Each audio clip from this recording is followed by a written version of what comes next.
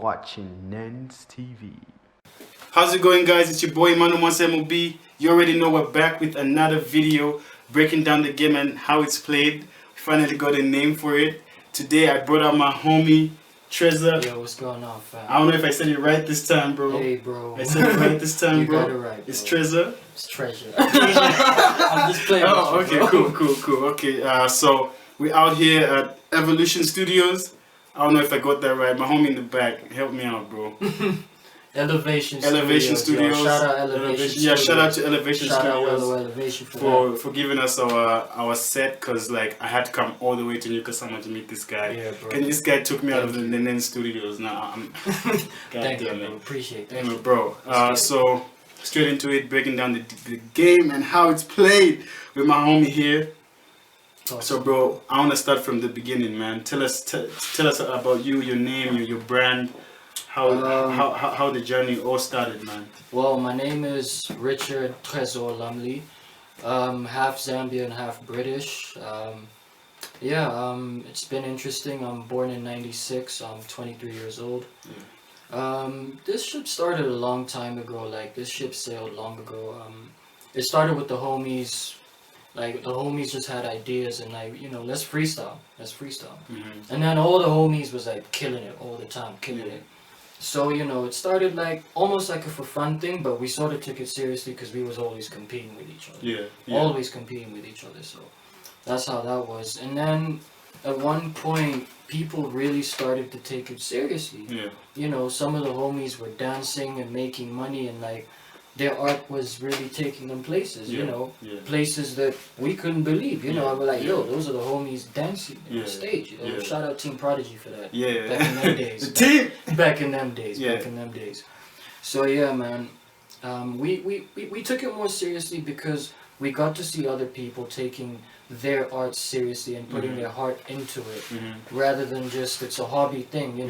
I got to see people practicing. And that's something that's become a big part of what I do now, is a lot of practice behind the scenes. Yeah. And that's what people never got to see. They'd always appreciate the homies for doing what they did, but they hardly ever got to see how much work really went into it. It was genius. So yeah, this pushes forward now to when I was in high school, probably O levels, yeah. And back then, I remember this dude, Wezzy.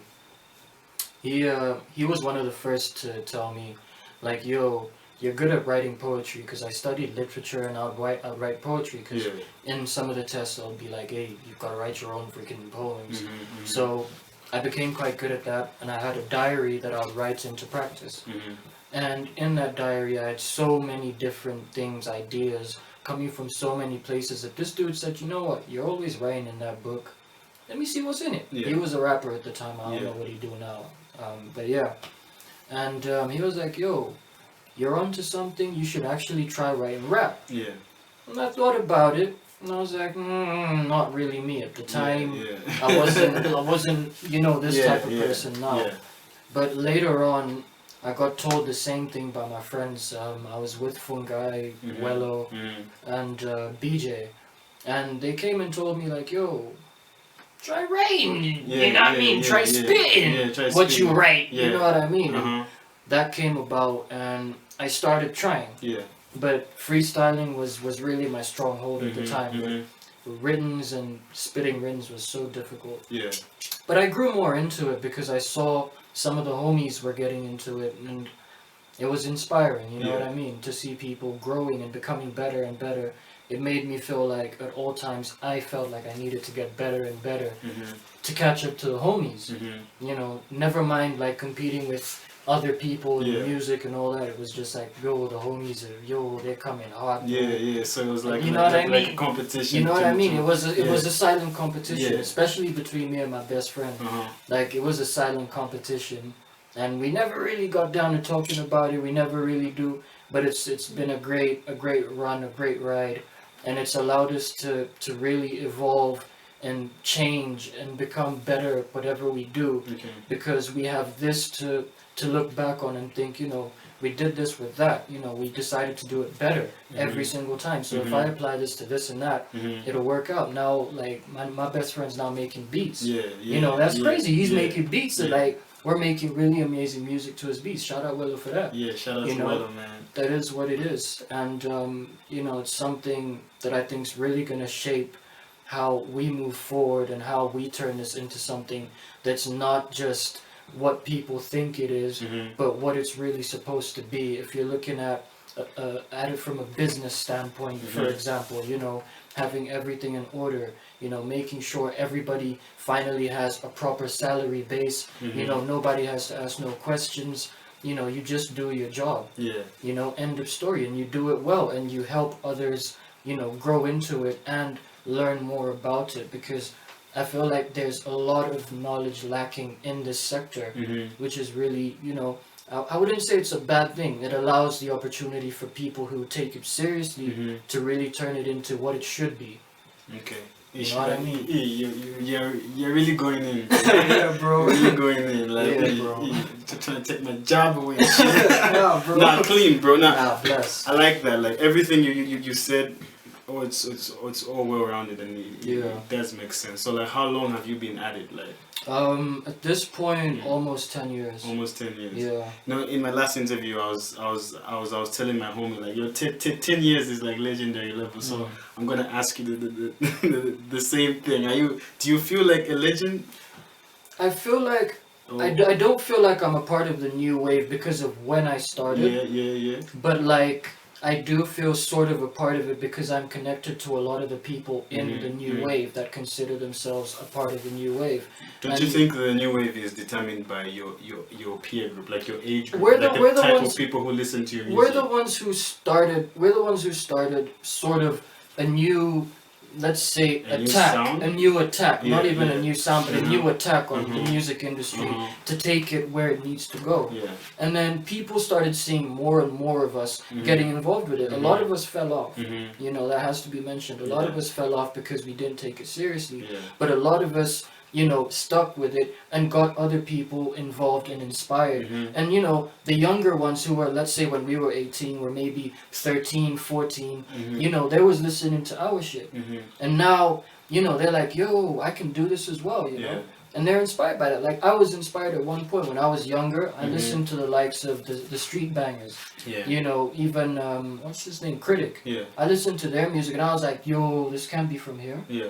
And then people was like, yeah, these guys are Yeah, from it's here. actually from here, yeah. You know what I mean? Yeah. So I like to feel like our generation had that same sort of, you know, effect on the generation below ours, which is directly below. You know, I'm not saying like 20 years below or nothing, but like, you know, within the last decade. So what is like the new wave for you? Because most of this, like, I'll see some people saying, I'm not new wave, but you could see he's in our age group, like he's in our peer group, and we are the ones probably fucking with his music the most, more than anybody else, like who's older than them. Like for them, they'll be like, oh, these are the youngsters. They're now coming up with their own shit.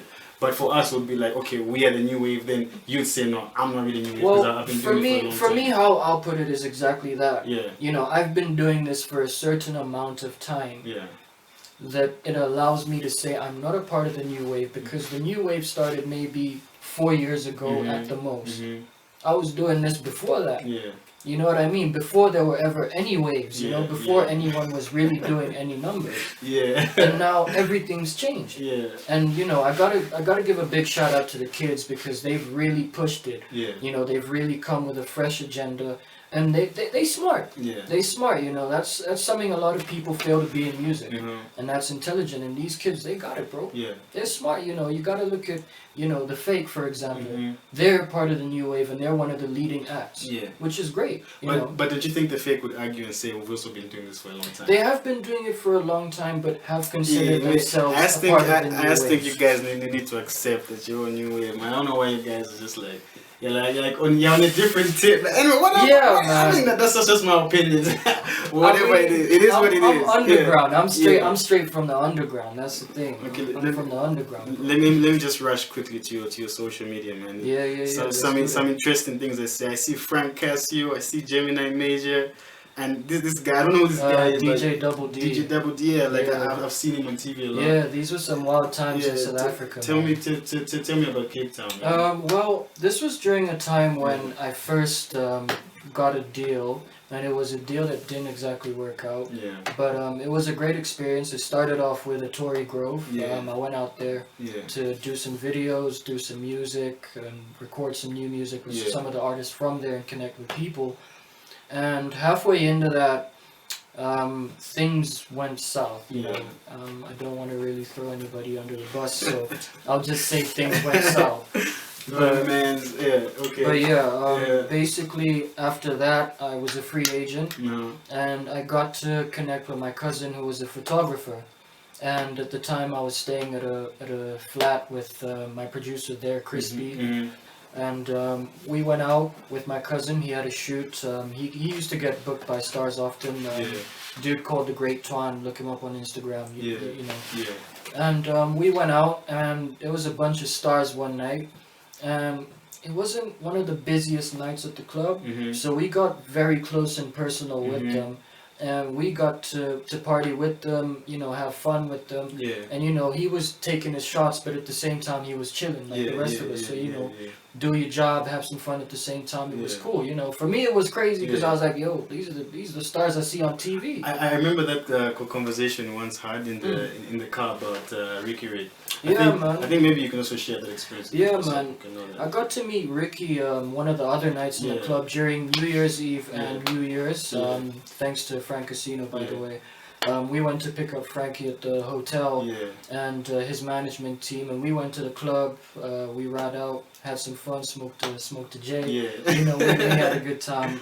We got to the club and we went up to the VIP section, got some bottles, and we had a great time. It was the first time I ever smoked a blunt in the club, so it felt great. It felt great. So yeah, we had a good time.